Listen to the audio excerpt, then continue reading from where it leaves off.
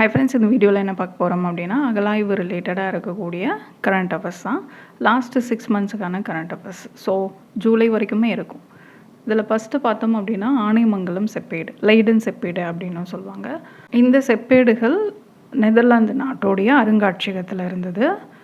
அதுதான் இப்போது பிரதமர் மோடி 2026 மேல நெதர்லாந்து நாட்டுக்கு பயணம் மேற்கொண்டிருந்தார். அப்போது நெதர்லாந்து அரசு இந்த செப்பேடுகளை பிரதமர்கிட்ட ஒப்படைச்சிருக்கிறாங்க. இந்த செப்பேடுகள் பற்றி பார்க்கலாம். இதில் 2 தொகுப்பு இருக்கும். பெரிய லைடன் செப்பேடு அப்படின்னு சொல்லுவாங்க, 21 ஏடுகள் இருக்கும். சிறிய லைடன் செப்பேடு அப்படிங்கிறதுல 3 இருக்கும். இந்த செப்பேடுகள் நெதர்லாந்துக்கு எப்படி போச்சு அப்படின்னு பார்த்தோன்னா, கிபி 1700களில் தமிழ்நாட்டில் அப்போது டச்சு மத போதகர் ஃப்ளோரன்சஸ் கேம்பர் வராரு. அவர் இந்த செப்பேடுகளை பார்த்தோன்னே நெதர்லாந்துக்கு எடுத்துகிட்டு போயிடுறாரு. அவர் குடும்ப வழி உறவுகள் மூலமாக அது கடைசியாக 1862 ஹமேக்கர் அப்படின்ற குடும்பத்தின் மூலமாக நெதர்லாந்தோடைய லைடன் அருங்காட்சியகத்துக்கு இந்த செப்பேடுகள் வழங்கப்படுது. ஸோ இப்படி தான் அந்த அருங்காட்சியகத்தில் கிட்டத்தட்ட 300 ஆண்டுகள் இருந்ததுனால அது லைடன் செப்பேடு அப்படின்னு சொல்கிறாங்க. பட் அதுக்கு முன்னாடி அந்த செப்பேடோடைய பேர் என்ன, ஆனைமங்கல செப்பேடு அப்படிங்கிறது தான். ஸோ லைடன் பல்கலைக்கழகத்தில் இருந்ததுனால லைடன் செப்பேடு அப்படின்னு சொல்லுவாங்க.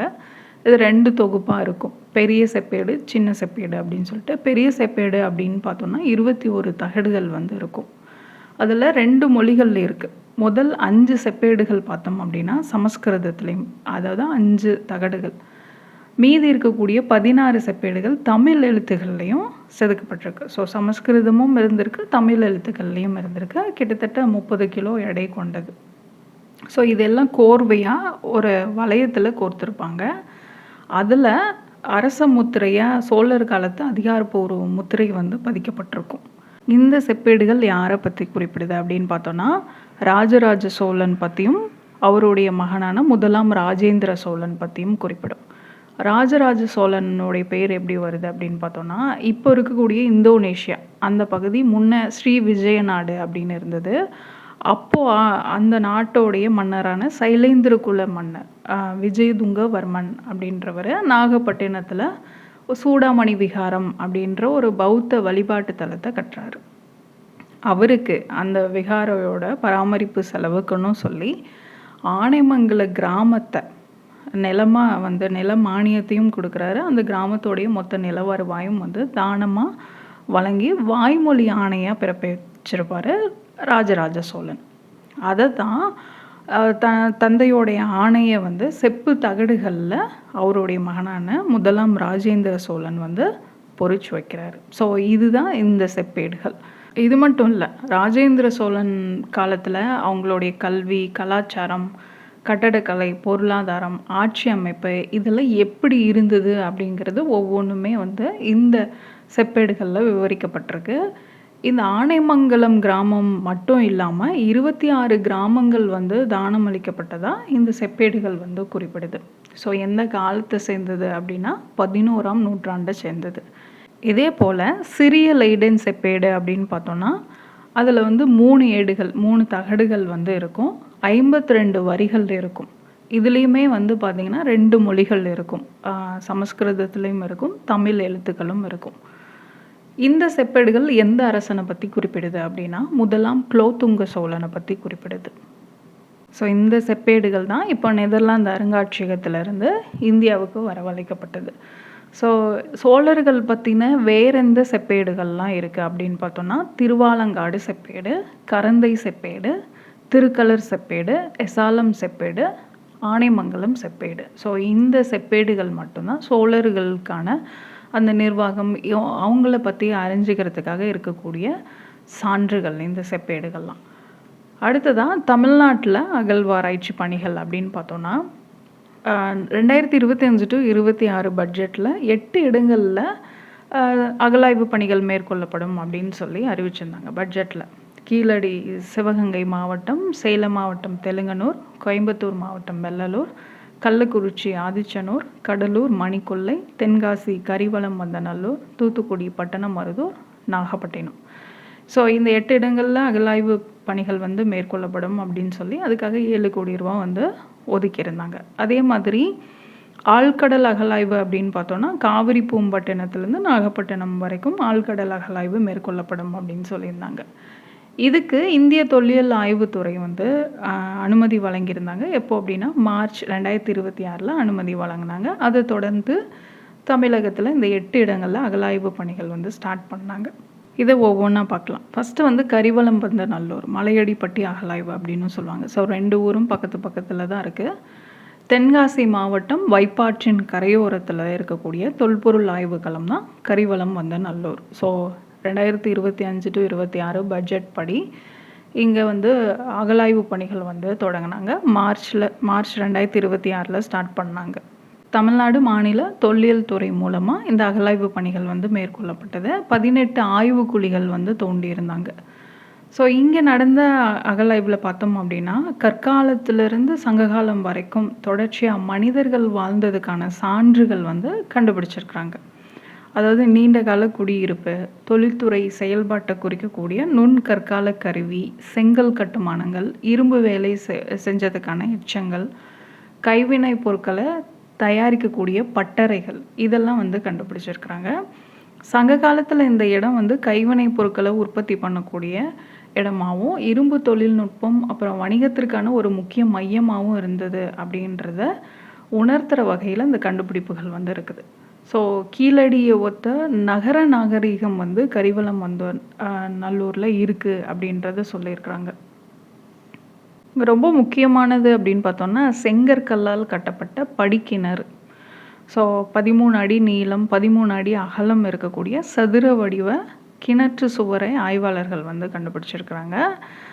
இது வந்து 40 சென்டிமீட்டர், அந்த சுவர் மட்டுமே 40 சென்டிமீட்டர் அகலமும் 20 சென்டிமீட்டர் நீளமும் 7 சென்டிமீட்டர் தடிமனும் இருக்கக்கூடிய செங்கற்கல்லால் களிமண் சாந்து பூசி நேர்த்தியாக வந்து கட்டியிருக்கிறாங்க. கிணத்துக்குள்ளே ஏறி இறங்குற வகையில் படியேட்டுகள் வந்து அமைக்கப்பட்டிருக்குது. இந்த கிணற பொதுமக்கள் வந்து அவங்களுடைய பயன்பாட்டுக்கு ரொம்ப நாள் யூஸ் பண்ணியிருக்காங்க அப்படிங்கிறது தெரியுது. இந்த கிணறு எங்கே இருக்குது அப்படின்னு பார்த்தோன்னா, வைப்பாறுடைய துணையாறான நிச்சப்பா நதியோட வழித்தடத்தில் இருக்குது. ஸோ இது ரொம்ப முக்கியமானது. அதாவது படிக்கட்டோடு இருக்கக்கூடிய கிணறு, படிக்கிணறு வந்து கண்டுபிடிச்சிருக்கிறாங்க. அதே மாதிரி இந்த பகுதியில் சங்ககாலத்தை சேர்ந்த கருப்பு சிவப்பு பானை ஓடு, அப்புறம் சுடுமண் தக்களி, சூது பவளம், கண்ணாடி, சுடுமண் மணிகள், இரும்பு செம்பு பொருட்கள், அப்புறம் நொண்டி விளையாடக்கூடிய வட்ட செல்லுகள், இந்த மாதிரி நிறைய தொற்பொருட்கள் வந்து இங்கே கிடச்சிருக்குது. ஸோ வரலாற்றுக்கு முற்பட்ட காலத்துலேருந்து சங்ககாலம் வரைக்கும் மக்கள் வாழ்ந்த வளமான ஊராக இது இருந்திருக்கலாம் அப்படின்னு வந்து குறிப்பிட்டிருக்கிறாங்க. ஸோ இங்கே அகழாய்வு பணிகளை மேற்கொள்ளக்கூடிய இயக்குனர் அப்படின்னு பார்த்தோம்னா யதீஷ் குமார் அப்படின்றவர்.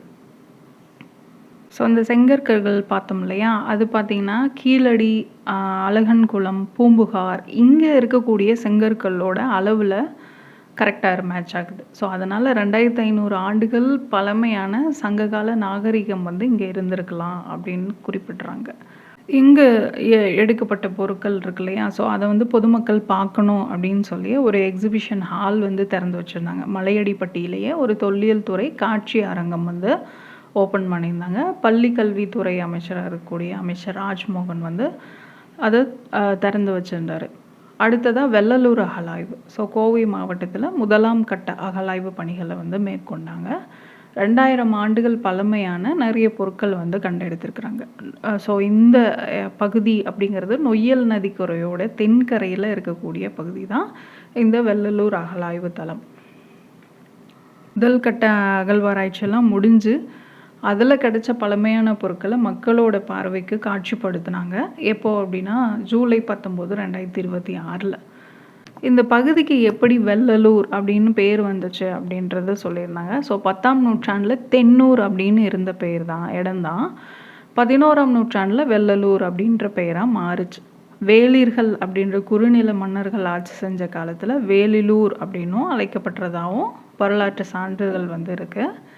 வெள்ள நீர் தேங்கும் இடம் அப்படின்ற அடிப்படையிலே அதுக்கு வெள்ளலூர் அப்படின்னு பெயர் வந்து உருவாயிருக்கலாம் அப்படின்னு சொல்கிறாங்க.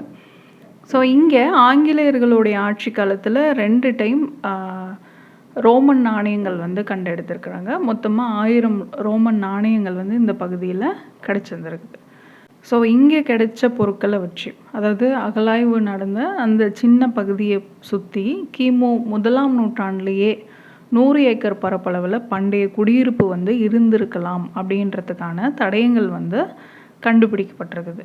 ஸோ வெள்ளலூர் மக்கள் வாழ்ந்ததுக்கான தடயங்களை 3 கட்டங்களாக பிரிக்கிறாங்க. ஒன்று கிமு 1ஆம் நூற்றாண்டுலேருந்து கிபி 3ஆம் நூற்றாண்டு வரைக்கும் முதல் கட்டம். ரெண்டாவது கிபி 5ஆம் நூற்றாண்டுலேருந்து கிபி 10ஆம் நூற்றாண்டு வரைக்கும் 2ஆம் கட்டமாகவும், கிபி 12ஆம் நூற்றாண்டுலேருந்து 19வது நூற்றாண்டு வரைக்கும் 3வது கட்டமாக மக்கள் வாழ்ந்ததை வந்து பிரித்து பார்க்குறாங்க.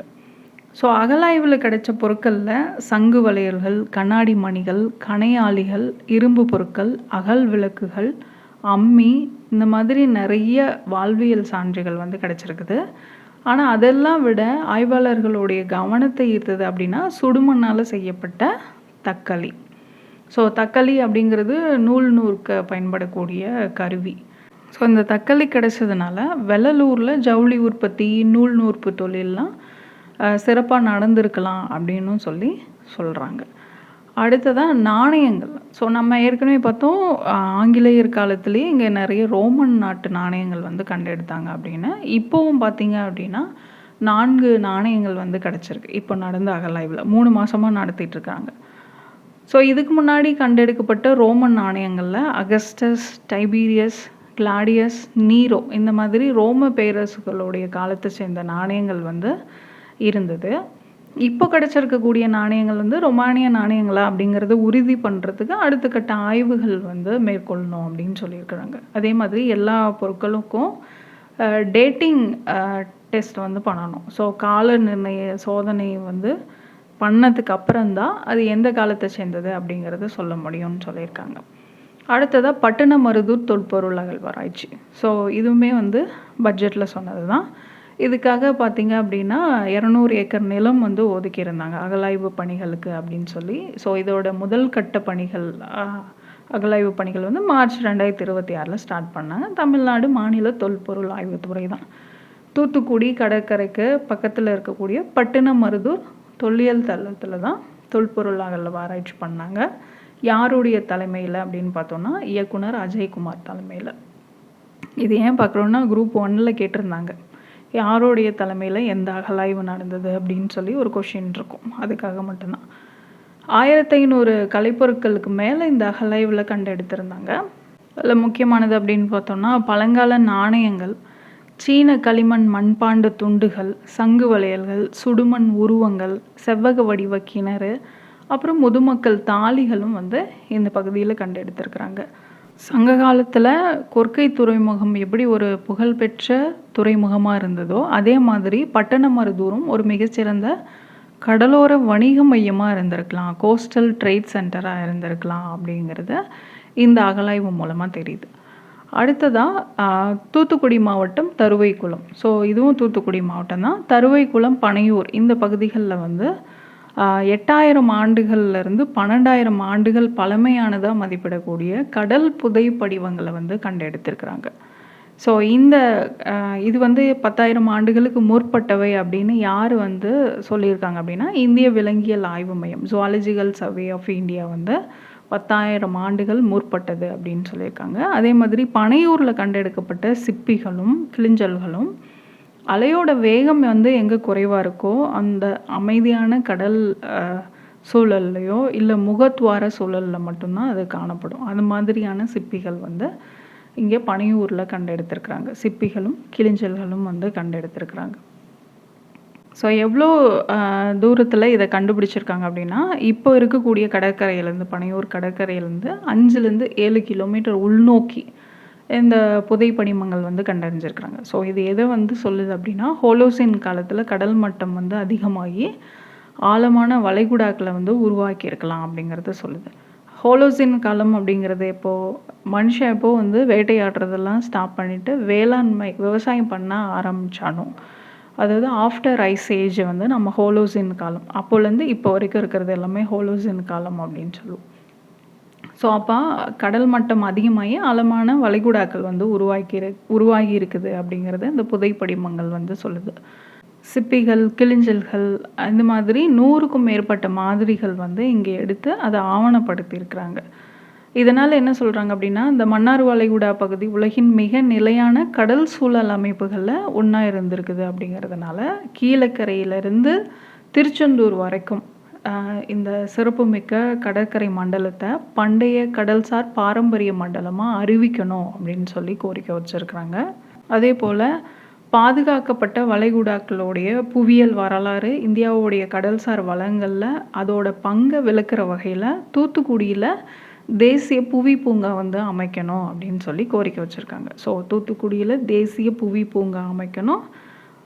கீழக்கரையிலேருந்து திருச்செந்தூர் வரைக்கும் பண்டைய கடல்சார் பாரம்பரிய மண்டலமா அறிவிக்கணும் அப்படின்னு சொல்லி 2 கோரிக்கைகள் வந்து வச்சிருக்கிறாங்க.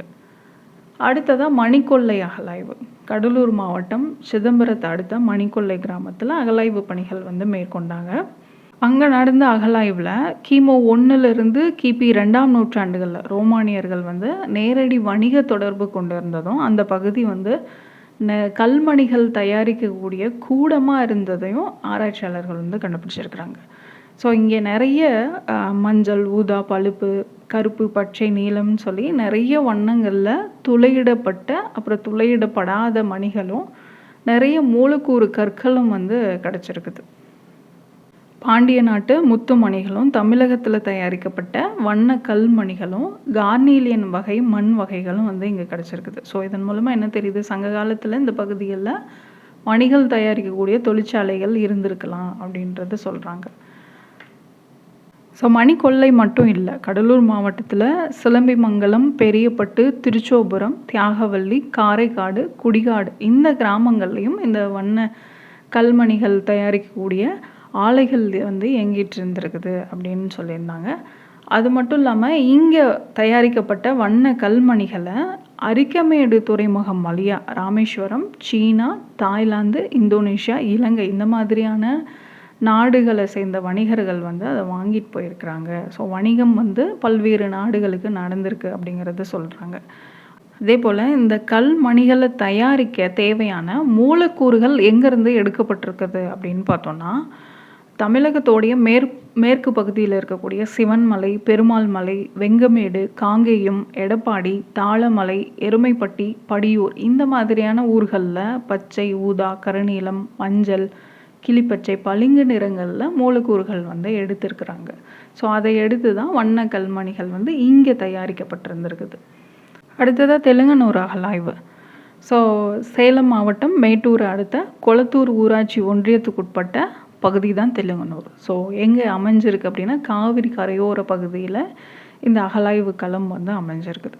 இங்கே இருக்கக்கூடிய மேட்டூர் அணையோட நீர்மட்டம் குறையும் போது அந்த பகுதியில் நிறைய புதைக்குழிகளும் கல்வட்டங்கள் இருக்கிறதையும் பார்க்க முடியும். அந்த கல்வட்டங்கள் வந்து உள்ளூர் மக்களால் பாண்டியன் திட்டுகள் அப்படின்னு சொல்லி அழைப்பாங்க. இதெல்லாம் பார்த்ததுக்கு அப்புறம் தான் பொதுமக்கள் கோரிக்கை வைக்கிறாங்க, இங்கே வந்து அகழாய்வு பணிகள் வந்து மேற்கொள்ளணும் அப்படின்னு சொல்லி. தொழில் துறையினரும் என்ன பண்ணுறாங்க, அங்கே ஆய்வு செய்கிறாங்க. ஸோ அவங்க ஆய்வு செஞ்சதில் நிறைய பொருட்கள் வந்து கிடச்சிருந்துருக்கும். வாள், அம்பு, முதுமக்கள் தாலி, பெரிய அப்புறம் சிறிய அளவிலான பானை, அப்புறம் கருவிகள்லாம் வந்து நிறைய கிடச்சிருக்கும். அதில் ரொம்ப முக்கியமானது தான் அந்த எஃகு வாள் அப்படின்னு சொல்லி 3500 ஆண்டு பழமையான எஃகு பொருளால் ஆன வாள் வந்து கிடச்சிருந்துருக்கும். ஸோ இதை தொடர்ந்து அவங்களுடைய விரிவான அறிக்கையை அரசுக்கு சப்மிட் பண்ணுறாங்க. அதுக்கப்புறம் தான் அவங்களுடைய அறிக்கை அளித்ததன் பேரில் தான் தமிழக அரசு என்ன பண்ணுறாங்க, பட்ஜெட்டில் இந்த தெலுங்கனூர் பகுதியில் அகழாய்வு மேற்கொள்ளப்படும் அப்படின்னு சொல்லி அறிவித்தாங்க. ஸோ அதை தொடர்ந்து தான் 1ஆம் கட்ட அகழாய்வு பணிகள் வந்து ஸ்டார்ட் பண்ணாங்க. 40க்கும் மேற்பட்ட கல்வட்டங்களில் வந்து செலக்ட் பண்ணி அதில் 10 கல்வட்டங்கள் வந்து இப்போது அகழாய்வு பணியை வந்து தொடங்கினாங்க.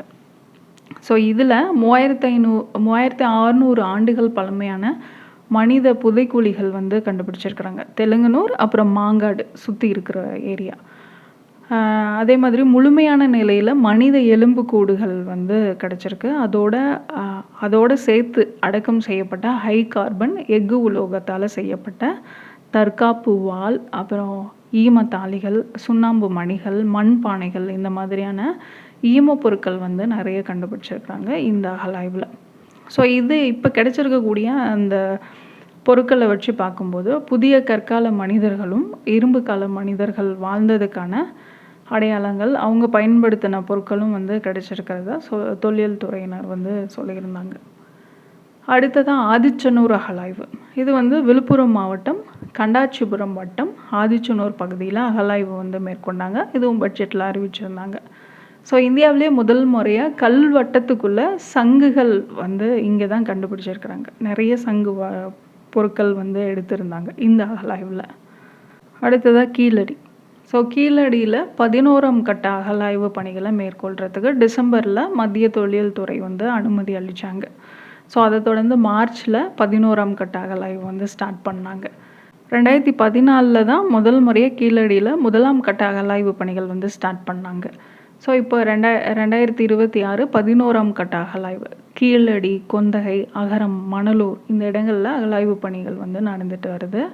ஸோ எப்போவுமே அகழாய்வில் பார்த்தீங்க அப்படின்னா முழுமையாக எந்த பொருளும் வந்து கிடைச்சதில்ல. ஸோ உடஞ்ச நிலையில், சேதமடைஞ்ச நிலையில் தான் இது வரைக்கும் பண்ண அகழாய்வில் பொருட்கள் வந்து கிடச்சிருக்கு. ஆனால் இந்த 11ஆம் கட்ட அகழாய்வில் பார்த்தீங்க அப்படின்னா முழுமையான பொருட்கள் வந்து ஒரு சில பொருட்கள் கிடச்சிருக்குது. அது மட்டும் இல்லாமல் இப்போ இந்த 10 கட்ட அகழாய்வில் கிடைக்காத பொருட்களும் கிடச்சிருக்குது. இதுதான் ஃபஸ்ட் டைம் கிடச்சிருக்குது அப்படின்ற மாதிரியான பொருட்களும் இருக்குது. அது என்னென்ன அப்படின்றத பார்க்கலாம். குறுகிய வாய் கொண்ட சுடுமண், களிமண் பானை வந்து கண்டுபிடிச்சிருக்காங்க. இது வரைக்கும் 10ஆம் கட்ட அகழாய்வு வரைக்குமே இந்த மாதிரியான பானை வந்து கண்டறியப்படலை. இதுதான் முதல் முறையாக குறுகிய வாய் கொண்ட சுடுமண், களிமண் பானை வந்து கண்டுபிடிச்சிருக்காங்க. திரவங்களோ இல்லை மதிப்புமிக்க பொருட்களை சேமிக்க இதை பயன்படுத்தியிருக்கலாம். ஏற்கனவே பார்த்தோம் அப்படின்னா கெண்டி மூக்கு பானை, மூடியுடன் கூடிய பானை, அடர் சிவப்பு நிற பானை, வர்ணம் தீட்டிய பானைகள் அப்படின்னு சொல்லி கண்டெடுத்திருக்கிறாங்க. ஆனால் இதுதான் ஃபஸ்ட் டைம் குறுகிய வாய் கொண்ட பானை வந்து கண்டுபிடிக்கிறாங்க. இந்த 11ஆம் கட்ட அகழாய்வில் ஒரு உரை கிணறும் வந்து கண்டறிஞ்சிருக்கிறாங்க. அப்போது இது வரைக்கும் மொத்தமாக கீழடியில் 25 உரை கிணறுகள் வந்து கண்டெடுத்திருக்கிறாங்க. ஸ்டார்டிங்லேருந்து இப்போ வரைக்கும் 25 உரை கிணறுகள் வந்து கண்டெடுத்திருக்கிறாங்க. இது வரைக்கும் 3 அடுக்குலேருந்து 32 அடுக்குகள் வரைக்கும் இருக்கக்கூடிய உரை கிணறுகள் கண்டுபிடிச்சிருக்கிறாங்க. அதில் 6ஆம் கட்ட அகழாய்வில் கண்டறியப்பட்ட 32 அடுக்குகள் கொண்ட உரை கிணறு தான் தமிழ்நாட்டிலே அதிக அடுக்குகள் இருக்கக்கூடிய உரை கிணறாக கருதப்படுது. ஏன்னா அதுக்கு முன்னாடி வரைக்கும் கம்மியான அடுக்குகள் தான். 32 அடுக்குகள் கொண்ட உரை கிணறு 6ஆம் கட்ட அகழாய்வில் கண்டுபிடிச்சிருந்தாங்க. ஸோ மொத்தமாக 25 பார்த்தோம் இல்லையா, அது அகரம் பகுதியில் 12 உரை கிணறுகளும் கீழடியில் 13 உரை கிணறுகள்னு சொல்லி மொத்தமாக 25 உரை கிணறுகள் வந்து இந்த அகழாய்வில் இருந்திருக்கு. அதாவது மொத்தமாக. அடுத்ததாக ஒரே குழியில் 3 வகையான வடிகால் அமைப்பு 11ஆம் கட்ட அகழாய்வில் கண்டுபிடிக்கப்பட்டிருக்கு. ஸோ மூடிய செங்கல் வடிகால், சுருள் வடிவ குழாய் வடிகால், பீப்பாய் வடிவ குழாய். ஸோ இது 3 வகையான ஒரே குழியில் 3 வகையான வடிகால் அமைப்பு வந்து கண்டுபிடிச்சிருக்கிறாங்க. அடுத்ததாக கைப்பிடியுடன் கூடிய செந்நிற சுடுமண் பானை. ஸோ இது வரைக்கும் நிறைய பானைகள் கண்டு எடுத்திருந்தாங்க. ஆனால் கைப்பிடியோடு இருக்கிறது இதுதான் ஃபஸ்ட் டைம் வந்து கண்டுபிடிக்கிறாங்க. அடுத்ததாக முழுமையான வட்டப்பானை வந்து கண்டெடுத்திருந்தாங்க. இது வரைக்கும் உடஞ்ச நிலையில், சேதமடைஞ்ச நிலையில் தான் பானைகள் கண்டெடுத்திருந்தாங்க. ஸோ முழுமையாக சேதமடையாத ஒரு வட்ட வடிவ பானையும் சாய கிண்ணங்களையும் செங்கல் கட்டமைப்புகளையும் வந்து கண்டுபிடிச்சிருக்காங்க. மே 2026 இங்கே நடந்த அகழாய்வு, அதாவது 11ஆம் கட்ட அகழாய்வு தான். புதிய வடிவிலான வடிகால் அமைப்பை வந்து கண்டுபிடிக்கிறாங்க. என்ன அப்படின்னா தொடர்ச்சியான, அதாவது பூமிக்கடியில் 2 மீட்டர் ஆழத்தில் இது வந்து புதைஞ்சிருந்தது. தொடர்ச்சியான செங்கல் கட்டமைப்புகளை வந்து கண்டுபிடிச்சிருந்தாங்க. ஒரு விரிவான பழங்கால குடியிருப்பு இருந்திருக்கலாம் அப்படிங்கிறது தான். திரவ பொருட்கள் வெளியேற வகையில் 10 சென்டிமீட்டர் அகலத்தில் வடிகால் வந்து அமைக்கப்பட்டிருந்தது இந்த பகுதியில். இதே போல் இரும்பு உருக்கக்கூடிய உலைகள் வந்து இருந்தது. ஸோ பொதுவாக இரும்பு தாதுவை உருக்கி அதை பயன்படுத்தக்கூடிய பொருட்களாக மாற்றுறதுக்காக இந்த இரும்பு உருக்கக்கூடிய உலைகள் வந்து பயன்படுத்தப்பட்டிருக்கலாம். சங்க காலத்தில் கத்தி, அருவாள், விவசாய கருவிகள் இந்த மாதிரி இரும்பு பொருட்களை தயாரிக்கிறதுக்கு இந்த உலை பயன்படுத்தப்பட்டிருக்கலாம் அப்படின்னு சொல்கிறாங்க. அடுத்ததாக கீழடி திறந்தவெளி அருங்காட்சியகம். 2023 தொல்பொருட்கள்லாம் அடங்கின அருங்காட்சியகம் வந்து திறந்து வச்சுருந்தாங்க. இது வரைக்கும் 12 லட்சத்துக்கும் மேற்பட்டவங்க வந்து அதை பார்வையிட்டிருக்காங்க. இந்த திறந்தவெளி அருங்காட்சியகம் அப்படின்றது என்னன்னா, அகழாய்வு தளங்கள் இருக்கு இல்லையா, அதை வந்து அருங்காட்சியகமாகவே மாற்றுறது. அங்கே எடுத்த பொருட்களை அங்கங்கேயே வைக்கிறது. 2ஆம் கட்டம், 4ஆம் கட்டம், 6 அப்புறம் 7ஆம் கட்டம். ஸோ இங்கே நடந்த 65,380 சதுர அடி பரப்பில் இந்த திறந்தவெளி அருங்காட்சியகம் வந்து தொடங்கி வைக்கப்பட்டிருந்தது. அதுதான் வந்து காணொளி மூலமாக முன்னாள் முதல்வர் ஸ்டாலின் வந்து தொடங்கி வச்சிருந்தார். ஸோ இதே மாதிரி 2026 டு 27 இடைக்கால பட்ஜெட் அறிவிச்சாங்க இல்லையா? அதில் பார்த்திங்கன்னா நிறைய புதிய தொல்பொருள் அருங்காட்சியகங்கள் வந்து அமைக்கப்படும் அப்படின்னு சொல்லி அறிவிச்சிருந்தாங்க. அது எங்கெங்க அப்படின்றது ஜஸ்ட் ஒன்ஸ் பார்த்துக்கோங்க. ஈரோடு மாவட்டம் நொய்யல் அருங்காட்சியகம், அதே போல் நாவாய் அருங்காட்சியகம் ராமநாதபுரம் மாவட்டத்தில் 21 கோடியில் திட்டமிட்டிருந்தாங்க. ஸோ பாண்டிய வம்சத்துடைய கடல்சார் வர்த்தகத்தை காட்சிப்படுத்தணும், கடல்வழி பாதைகள், துறைமுக அடிப்படையிலான வர்த்தகத்தை வலியுறுத்தணும்னு சொல்லி தான் நாவாய் அருங்காட்சியகம் ராமநாதபுரம் மாவட்டத்தில் அமைக்கப்படும் அப்படின்னு சொல்லியிருந்தாங்க. அதே மாதிரி சென்னையில் சிந்து சமவெளி அருங்காட்சியகம் வந்து அமைக்கப்படும் அப்படின்றாங்க. அதாவது சிந்து சமவெளி நாகரிகத்துக்கும் தென்னிந்திய தொல்பொருள் கண்டுபிடிப்புகளுக்கும் இடையிலான அந்த தொடர்புகளை எடுத்து காட்டுற வகையில் எழும்பூரில் இருக்கக்கூடிய அரசு அருங்காட்சியகத்தில் பிரத்யேகமாக சிந்து சமவெளி அருங்காட்சியகம் வந்து நிறுவப்படும் அப்படின்னு சொல்லியிருந்தாங்க. இதே போல் எழும்பூர் அருங்காட்சியகத்திலேயே வெண்கல அருங்காட்சியகம் வந்து அமைக்கப்படும் அப்படின்னு சொல்லியிருந்தாங்க. இதுமாரி திருவண்ணாமலையில் தமிழர் பண்பாட்டு அருங்காட்சியகம் வந்து அமைக்கப்படும் அப்படின்னும், இதை தவிர தஞ்சாவூரில் மாபெரும் சோழர் அருங்காட்சியகமும், கங்கை கொண்ட சோழபுரத்தில் அருங்காட்சியகமும் வந்து அமைக்கப்படும் அப்படின்னு சொல்லி இந்த இடைக்கால பட்ஜெட்டில் அறிவிச்சிருந்தாங்க. இது வந்து முன்ன அரசு இருக்கும் போது அறிவிச்சிருந்தாங்க. நம்ம வந்து எக்ஸாம் பாயிண்ட் ஆஃப் வியூவில் இதை பார்க்குறோம். அடுத்ததாக தமிழ் பிராமி எழுத்துக்கள் பொறிக்கப்பட்ட ஓடுகள்.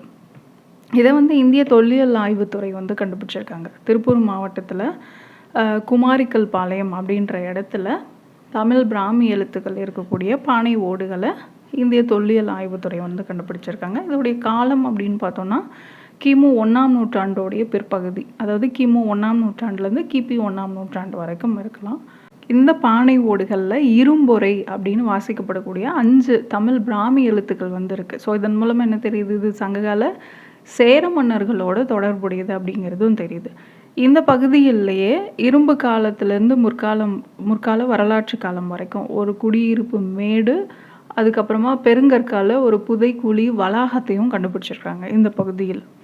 இது மட்டும் இல்லாமல் சிவப்பு நிற பானை ஓடுகள், கருப்பு சிவப்பு பானை ஓடுகள், ஓவியம் தீட்டப்பட்ட மண்பாண்டங்கள் வந்து கிடச்சிருக்குது. அகநானூற்றில் குறிப்பிடுற மாதிரி 26 அடி உயர நடுக்கல் ஒன்றும் இங்கே கண்டெடுத்திருக்கிறாங்க. ஸோ இந்த தளம் வந்து ஒரு பாதுகாக்கப்பட்ட நினைவு சின்னமாக அறிவிக்கப்படலாம் அப்படிங்கிறது தான். ஸோ இது வந்து இந்திய தொல்லியல் ஆய்வுத்துறை, தமிழக தொல்லியல் துறை கிடையாது. அடுத்ததாக எகிப்து பிரமிடில் 2000 ஆண்டுகள் பழமையான தமிழ் பிராமி கல்வெட்டுகள். ஸோ இந்தோ ரோமானிய வர்த்தகம் தீவிரமாக இருந்த கிபி 1ஆம் நூற்றாண்டுலேருந்து 3ஆம் நூற்றாண்டுகள் அந்த இடைப்பட்ட காலத்தை சேர்ந்த கல்வெட்டுகள் வந்து இப்போ கண்டெடுத்திருக்கிறாங்க. எகிப்தில் இருக்கக்கூடிய மன்னர்களோட பள்ளத்தாக்கில் தமிழ் பிராமி, பிராகிருதம், சமஸ்கிருதத்தில் கிட்டத்தட்ட 30 இந்திய கல்வெட்டுகள் வந்து அடையாளம் காணப்பட்டிருக்குது. இந்த பகுதியில் ஆய்வு மேற்கொண்டவங்க அப்படின்னு பார்த்தோன்னா 2024 டு 25 இந்த டைமில் தான் பண்ணியிருக்காங்க. சார்லோட் ஸ்மிட்டு, இங்கோ ஸ்ட்ராச், லவுசேன் பல்கலைக்கழகத்தை சேர்ந்தவங்க. ஸோ இவங்களால தான் இந்த ஆய்வு வந்து நடத்தப்பட்டிருக்குது. இந்த கல்வெட்டுகள்லாம் பார்த்திங்க அப்படின்னா தமிழ் கல்வெட்டு தொடர்பான சர்வதேச மாநாடு அதில் வந்து சமர்ப்பிச்சிருக்கிறாங்க. ரொம்ப முக்கியமான கண்டுபிடிப்புகள் என்னென்ன அப்படின்றத பார்க்கலாம். இங்கே கண்டுபிடிச்சதில் தீபன் நெக்ரோபோலிஸ் அப்படின்றது என்ன அப்படின்னா கல்லறைகளை சொல்லுவாங்க. அங்கே இருக்கக்கூடிய 6 கல்லறைகளில் கல்வெட்டுகள் வடமேற்கு, மேற்கு, தென்னிந்தியாவிலிருந்து, அதில் குறிப்பாக பெரும்பாலும் தமிழகத்திலிருந்து வந்த பார்வையாளர்களை வந்து அடையாளம் காட்டுது. சிகைக்கோரன் அல்லது சிகைக்கொற்றன், கோபா, சாடன், கிரண் இந்த மாதிரியான பெயர்கள் வந்து காணப்படுது. அதில் முக்கியமாக அந்த சிகைக்கொற்றன் அப்படின்ற வார்த்தை மட்டும் 5 வெவ்வேறு பிரமிடுகளில் 8 முறை கண்டெடுத்திருக்கிறாங்க. ஸோ இது என்னது மறுபடியும் அவங்களுடைய வருகைகள் வந்து இங்கே இருந்திருக்கலாம் அப்படிங்கிறத நிரூபிக்குது. இதே போல் கல்லறைகளுக்குள்ள பெயர்களை செதுக்கக்கூடிய கிரேக்க நடைமுறையை இந்திய பயணிகள் வந்து பின்பற்றியிருக்கிறாங்க அப்படிங்கிறத கிராஃப்டி பாணி வந்து காட்டுது. அதாவது அவங்களுடைய சுவர் எழுத்துக்கள் வந்து காட்டுது. இதே போல் பெரேனிக்கேயில் ஒரு சில கல்வெட்டுகள் வந்து கண்டெடுத்திருந்தாங்க. அதுவும் சங்க நூல்கள்ல இருக்கக்கூடிய இன்ஃபர்மேஷனும் வந்து ஒண்ணுக்கு ஒண்ணு ஒத்துப்போகுது. ஸோ இணையா இருக்குது. ஸோ இது எது காட்டுது அப்படின்னா, இந்தியர்களா இருக்கட்டும், இல்ல தமிழர்களாகட்டும், ரோமானிய பேரரசோட இருந்த அவங்களுடைய வர்த்தக தொடர்புகள வந்து வலுப்படுத்துது. இதே போல தான் மலபார் கடற்கரையில கடல்சார் வர்த்தக பாதைகள், அப்ப இந்தியாவுக்கும் எகிப்துக்கும் இடையிலான அந்த கலாச்சார தொடர்புகள வந்து எடுத்து காட்டுது. அடுத்ததா வெம்பங்கோட்டை அகழாய்வு. ஸோ மார்ச் 2026 விருதுநகர் மாவட்டம் விஜய கரிசல் குளம் தமிழக அரசோடைய தொல்லியல் துறை சார்பில் இதுவரைக்கும் 3 கட்டங்களை அகழாய்வு பணிகள் வந்து நடத்தியிருந்தாங்க. அதில் நிறைய சுடுமண் முத்திரை, கண்ணாடி மணிகள் அப்படின்னு சொல்லி நிறைய பொருட்கள் வந்து கண்டெடுத்திருந்தாங்க. அதை தரம் வாரியாக பிரிக்கக்கூடிய பணி வந்து இப்போ நடந்துட்டு வருது. அப்போ தான் டார்பிடோ ஜாடி, அதாவது குடுவை வடிவ பானை ஓடுகள் வந்து கண்டெடுத்திருந்தாங்க. இந்த ஓடுகள் பார்த்தீங்க அப்படின்னா ரோமன் நாடு, மேற்கு ஆசிய நாடு, இந்த நாடுகளோட தொடர்புடையது. பெரும்பாலும் இந்த ஆலிவ் எண்ணெய், அப்புறம் ஒயின், இந்த மாதிரியான திரவ பொருட்களை கொண்டு வரத்துக்கு பயன்படுத்தப்பட்டிருக்கலாம் அப்படின்னு வரலாற்று ஆய்வுகள் வந்து சொல்லுது. இதன் மூலமாக என்ன தெரியுது, முற்கால தமிழர்களுக்கும் வெளிநாடுகளுக்கும் இடையில இந்த வர்த்தக தொடர்புகள் வந்து இருந்திருக்கும் அப்படிங்கிறது சுட்டி காட்டுது. நம்ம முன்ன சொன்ன மாதிரி இங்கே நிறைய பொருட்கள் எடுத்திருந்தாங்க. சுடுமண் முத்திரைகள், கண்ணாடி மணிகள், சங்கு வளையல்கள், தங்க மணிகள், தந்த பொருட்கள், இரும்பு கசடுகள், பவள மணிகள், செப்பு நாணயங்கள் அப்படின்னு சொல்லி நிறைய கலைப்பொருட்கள் பார்த்தீங்க அப்படின்னா இந்த வெம்பங்கோட்டை அகழ்வாராய்ச்சியில் கிடைச்சிருந்தது. ஸோ இந்த டார்பிடோ ஜாடி எந்த நாட்டோடு தொடர்புடையது அப்படின்னா ரோமன் நாடுகள், மேற்கு ஆசிய நாடுகளோட தொடர்புடையதாக இருக்குது. அடுத்ததாக 3500 ஆண்டுகள் பழமையான நிலத்தடி தானிய சேமிப்பு கிடங்கு வந்து கண்டுபிடிச்சிருக்காங்க தமிழ் பல்கலைக்கழக தொல்பொருள் ஆராய்ச்சியாளர்கள். மேற்கு தொடர்ச்சி மலைகளோட அடிவாரத்தில் கோயம்புத்தூருக்கு அருகில் இருக்கக்கூடிய மோலப்பாளையம் அப்படின்ற இடத்துல புதிய கற்காலத்தை சேர்ந்த 3500 ஆண்டுகள் பழமையான குழி வீடுகள் வந்து கண்டுபிடிச்சிருக்காங்க, பிட் ஹவுசஸ்.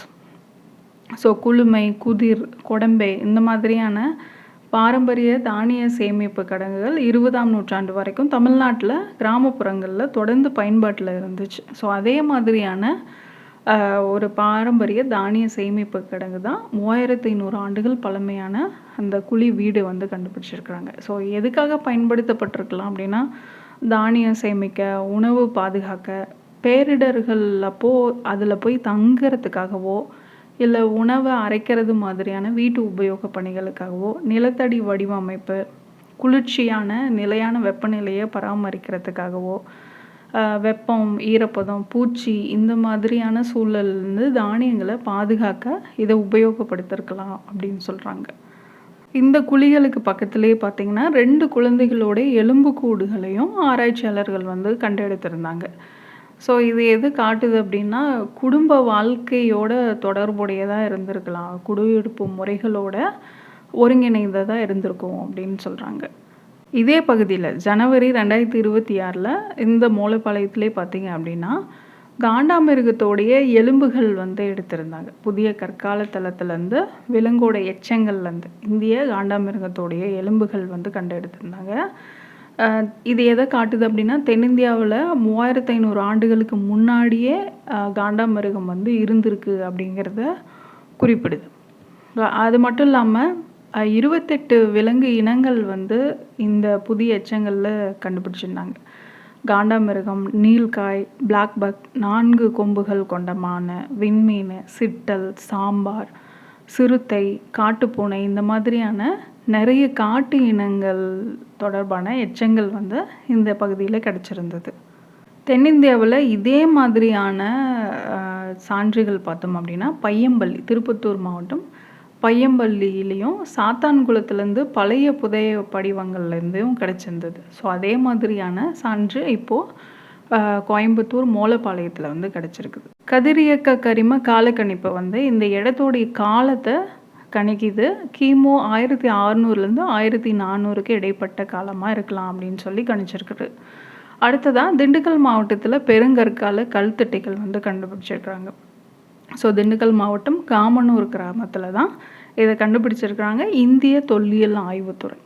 ஸோ இதில் 2 இணையான வரிசைகளில் அமைக்கப்பட்ட 7 புதைக்குழி அறைகளும் மேற்கு பக்கத்தில் ஒரு சின்ன அறையும் வந்து இருக்குது. ஈமச்சடங்கு வளாகங்கள்லாம் இருந்திருக்கும் அப்படிங்கிறது தான். கிழக்கு நோக்கி அமைஞ்ச ஒரு செவ்வக கல் சுவரால் சூழப்பட்ட இந்த வளாகம் திட்டமிடப்பட்ட ஈமச்சடங்கு கட்டடக்கலையை காட்டுது. ஸோ இதுதான் அந்த பிக்சரில் இருக்கிறது பார்த்துக்கோங்க. இந்த பகுதியில் நிறையவே வந்து இந்திய தொல்லியல் ஆய்வுத்துறை வந்து கண்டுபிடிச்சிருந்தாங்க. ஈமச்சின்னங்கள்லேருந்து இரும்பாலான கத்தி, உளி, அம்பு முனைகள், வாள்கள் வந்து கண்டெடுத்திருந்தாங்க. கார்லியன், அகேட், ஜாஸ்பர், சால்சிடோனி, லேபிஸ் வாசுலி, அப்புறம் குவாட்ஸ் மாதிரியான மணிகளும் இந்தோ பசிபிக் கண்ணாடி மணிகளும் அதிக அளவில் இந்த இடங்கள்ல வந்து கிடச்சிருந்தது. அதே மாதிரி தொல்பழங்கால சிவப்பு வண்ண மட்பாண்டங்களும் கருப்பு நிற மட்பாண்டங்களும் ரெண்டும் கலந்த மாதிரி கருப்பு சிவப்பு மட்பாண்டங்களும் வந்து கண்டுபிடிச்சிருந்தாங்க. 3000 ஆண்டுகளுக்கு முன்னாடியே இந்த பகுதியில் மனித குடியேற்றம் இருந்ததுக்கான சான்றுகள் வந்து இருந்தது. ஸோ மிளகு மாதிரியான இந்த மசா பொருட்களுடைய வர்த்தகத்தோட தொடர்புடையதாக இருக்கலாம் அப்படின்னு குறிப்பிட்டிருக்காங்க. அடுத்ததாக தொடக்க கால சோழர் சிற்பங்கள் மற்றும் கல்வெட்டுகள் கண்டுபிடிப்பு. முசிறிக்கு பக்கத்தில் இருக்கக்கூடிய காவேரி ஆற்றங்கரையில் தான் இந்த சிற்பங்களையும் கல்வெட்டுகளையும் கண்டுபிடிச்சிருக்காங்க. சோழர் கால சிற்பங்கள் என்னென்ன சிற்பங்கள் அப்படின்னா தட்சிணாமூர்த்தி, அப்புறம் வினாதர சிவன், இந்த மாதிரியான சிற்பங்கள் வந்து எடுத்திருக்கிறாங்க. இதே போல் அந்த பகுதியில் 2 தமிழ் கல்வெட்டுகள் இருக்கக்கூடிய 1.5 மீட்டர் நீளம் இருக்கக்கூடிய ஒரு கல்வெட்டு பலகை வந்து கண்டெடுக்கப்பட்டிருக்குது. அதோடைய காலம் வந்து கிபி 10ஆம் நூற்றாண்டு அப்படின்னு சொல்லியிருக்காங்க. ஸோ அந்த கல்வெட்டுகள் எதை பற்றி குறிப்பிடுது அப்படின்னா ஒரு கோயிலுக்கு பணமாகவும் நிலமாகவும் வழங்கப்பட்ட நன்கொடைகளையும் தேவதானம், அதாவது வரி இல்லாத நிலக்கொடை, ஸோ அந்த மாதிரியான தானங்கள் வழங்கப்பட்டதை வந்து பதிவு செய்யுது. ஸோ அதே மாதிரி சோழர் கால கோயில் கலாச்சாரம், நன்கொடை, சமூக மத நடைமுறைகள் பற்றின முக்கியமான சான்றுகளை இந்த கல்வெட்டுகள் வந்து வழங்குது. அடுத்ததாக 2000 ஆண்டுகள் பழமையான இந்திய தங்க மோதிரங்கள் கண்டெடுப்பு. எங்கே அப்படின்னு பார்த்தோம்னா தாய்லாந்து நாட்டோடைய பெட்சாபுரி மாகாணத்தில் இருக்கக்கூடிய டான் யாய் தோங் அப்படின்ற தொல்பொருள் அகழ்வாராய்ச்சி தளத்தில் தான் 2000 ஆண்டுகள் பழமையான 2 இந்திய தங்க மோதிரங்கள் வந்து கண்டெடுத்திருக்கிறாங்க. முதலாவது பார்த்தோம் அப்படின்னா எந்த ஒரு விதமான வேலைப்பாடுகளும் இல்லாமல் எளிய தங்கமாக இருக்குது. 2வது மோதிரத்தில் பழங்கால பிராமி எழுத்துக்கள் வந்து பொறிக்கப்பட்டிருந்தது. என்னென்ன இருந்தது அப்படின்னா புசராகி தாசா அப்படின்னு சொல்லி அந்த பிராமி எழுத்துக்களில் அந்த வார்த்தை இருந்தது. அதுக்கு மீனிங் என்ன அப்படின்னா புஷ்யாவால் பாதுகாக்கப்பட்டவர் அப்படின்ற மீனிங் அதுக்கு. ஸோ அந்த எழுத்து பொறிப்பு வந்து 2வது மோதிரத்தில் இருந்தது. இது எதோடு சேர்த்து கண்டுபிடிச்சிருந்தாங்க அப்படின்னா இரும்பு காலத்தை சேர்ந்த மனித எலும்பு கூடுகளோட எச்சங்களோட அந்த மோதிரங்களை வந்து கண்டெடுத்திருந்தாங்க. இது எதை காட்டுது? இந்தியா அப்புறம் தென்கிழக்கு ஆசியாவுக்கு இடையிலான அந்த ஆரம்ப கால கடல்சார் வர்த்தகம் அப்புறம் கலாச்சார இணைப்புகளுக்கான சான்றுகளாக இந்த மோதிரங்கள் வந்து இருக்குது. அடுத்ததாக பிடாரி ஏகவீரி கல்வெட்டு. ஸோ இது எங்கே இருக்குது அப்படின்னு பார்த்தோன்னா கும்பகோணம் பக்கத்தில் இருக்கக்கூடிய திருவலஞ்சுழி சடைமுடிநாதர் கோயிலில் இருக்கக்கூடிய கல்வெட்டு தான் இந்த பிடாரி ஏகவீரி கல்வெட்டு அப்படிங்கிறது. இது யாரை பற்றி சொல்லுது அப்படின்னா சோழர்களுடைய போர் தெய்வம் வழிபாட்டு முறைகளை சொல்லக்கூடிய கல்வெட்டு இது. ஸோ முதலாம் ராஜராஜனுடைய அத்தையான குந்தனன் அமுதவல்லையார் அவங்க வந்து அம்மனுக்கு அவபால அஞ்சனை சடங்கை ஆதரிக்கிறதுக்கு 40 பொற்காசுகளை நன்கொடையாக வழங்கினாங்க அப்படிங்கிறத இந்த கல்வெட்டு வந்து குறிப்பிடுது. அடுத்ததாக புதிய சோழர் கால கல்வெட்டுகள் அரியலூரில் கண்டுபிடிச்சிருக்காங்க. ஸோ அரியலூர் மாவட்டம் கொளத்தூரில் இருக்கக்கூடிய சுந்தரேஸ்வரர் கோயிலில் தான் ராஜராஜ சோழனுடைய பேரனான முதலாம் ராஜாதிராஜன் அவரோட தொடர்புடைய 3 புதிய கல்வெட்டுகள் வந்து கண்டுபிடிச்சிருக்காங்க. ஒரு கல்வெட்டு முதலாம் ராஜாதிராஜனுடைய ஆட்சி காலத்தை சேர்ந்ததாக இருக்குது. அதாவது கிபி 1044 1052 வரைக்கும். இன்னொரு கல்வெட்டு இந்த கோயில் பாண்டியர் விஜயநகர பேரரசு காலங்கள்லையும் வழக்கத்தில் இருந்தது அப்படிங்கிறத உறுதிப்படுத்துது. ஸோ இந்த கல்வெட்டுகள் கோயில் அப்புறம் சோழ பேரரசு பற்றின வரலாற்று சான்றுகளை வழங்கக்கூடியது. இந்த ஆய்வின் போது கோயிலுக்கு பக்கத்துலேயே பார்த்தீங்க அப்படின்னா தொல்லுயிர் படிமங்களும் வந்து கண்டெடுத்திருக்கிறாங்க.